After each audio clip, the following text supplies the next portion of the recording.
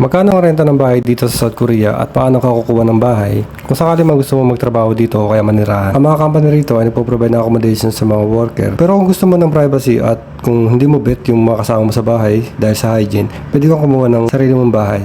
Sabihin mo lang at kung may budget ka naman, wala namang problema. Mag-inquire ka lang sa mga real estate agency dito at sasamahan ka nila doon sa mga bahay na available. At pag may nabili ka na, kailangan mo lang i-present yung ID mo at deposit at pwede ka na lumipat agad. Nakakuha ko ng bahay dito na malapit lang doon sa company. Ang deposit niya ay nasa 5 million won. Nasa 200,000 pesos yun sa Pinas. Yung monthly ay nasa 12,000 pesos sa Pinas. Nasa 300,000 dito sa Korea. Hindi pa kasama yung doon, kuryente, sa at gas. Pero maganda kunin dito yung mga bahay na provided na yung mga appliances tulad ng aircon, washing machine, ref, gas stove, meron mga ganun. Pero medyo mahal yun. At makakahanap ka rin ng mga bahay dito na hindi mo na kailangan mag-deposit ng malaki. Kumbaga, mag-advance payment ka na lang at pwede ka na tumira. Meron din dito mga Pilipina na may-ari ng bahay na nagpapaupa. Mas madali sila kausap kasi mga kababayan natin sila. Minsan yung mga real estate agency hindi sila tumatanggap ng mga walang visa.